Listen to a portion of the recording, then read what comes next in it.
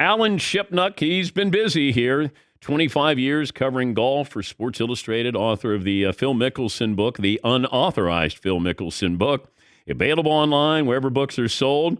And I noticed that Alan, there's a picture where Alan was going to the press conference, I believe, and right behind him is Greg Norman, and he's being escorted out. And I said to Fritzy, see if Alan will join us here. Alan, did you have a credential for the Live Tour?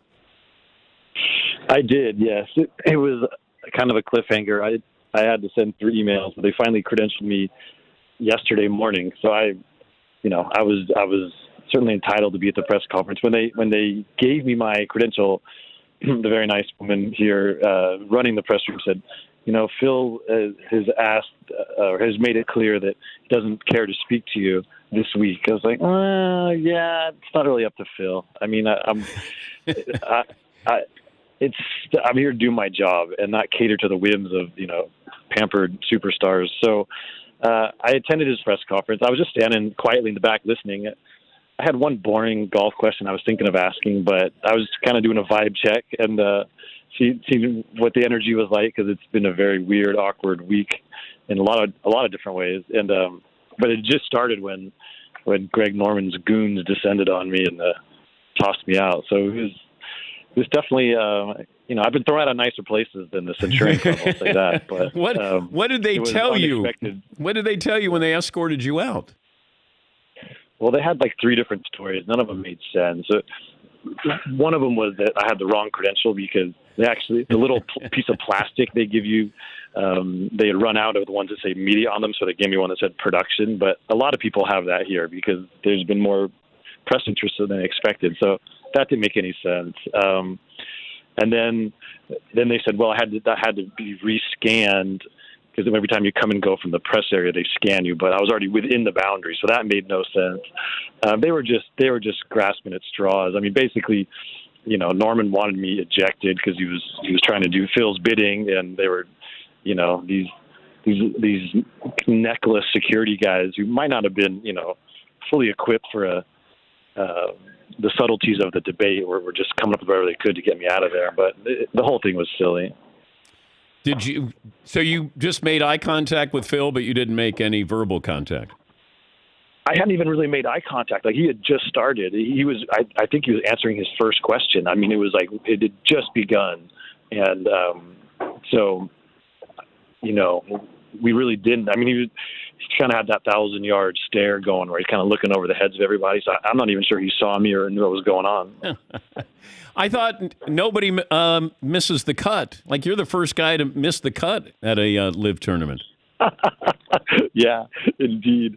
I know there's been a lot of funny jokes. Like, my favorite is that usually Norman waits until the final round to eject. Yeah, there's been. The whole thing is just farcical. It's like I'm just a lowly golf writer. This is just a meaningless golf tournament on some level. Like, what is everyone so worried about? These are not state secrets.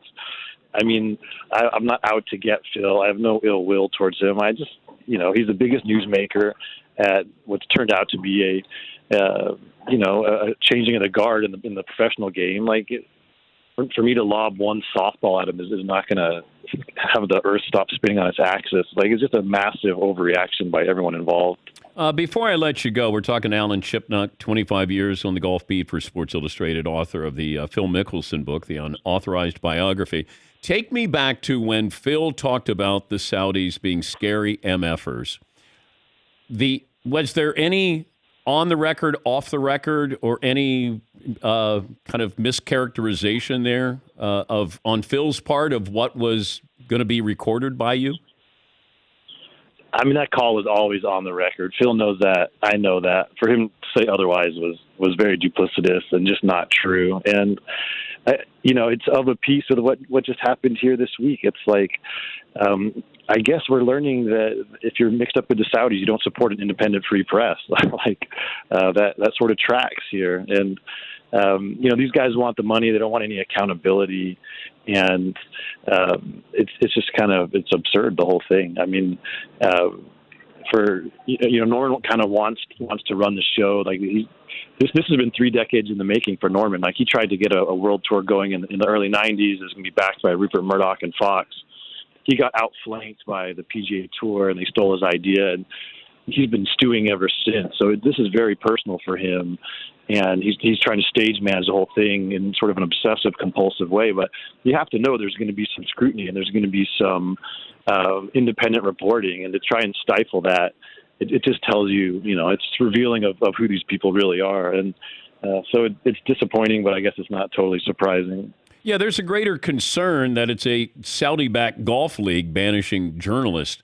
Not a good look for them. Are you still over? You think they would understand that? I mean, the lack of sophistication. It's like these guys have been taking tough questions all week. Like one more golfy question is not going to change the narrative of this week. But for them to strong arm me out of the press conference, and by the way, this is in front of all the other reporters. I mean, it was a CNN guy who shot that video, and other people getting involved. It's just so dumb on their part. More than anything, it's like it's bad public relations for a circuit that desperately needs kind of an image makeover as it is, because there are a lot of qualms about the Saudi involvement. So you think they'd be playing extra nice, but there's just a total lack of sophistication here that incident revealed. All right, well, play nice over there. Alan, thanks for joining us. All right, thanks for having me. That's Alan Shipnuck, the unauthorized biography of Phil Mickelson.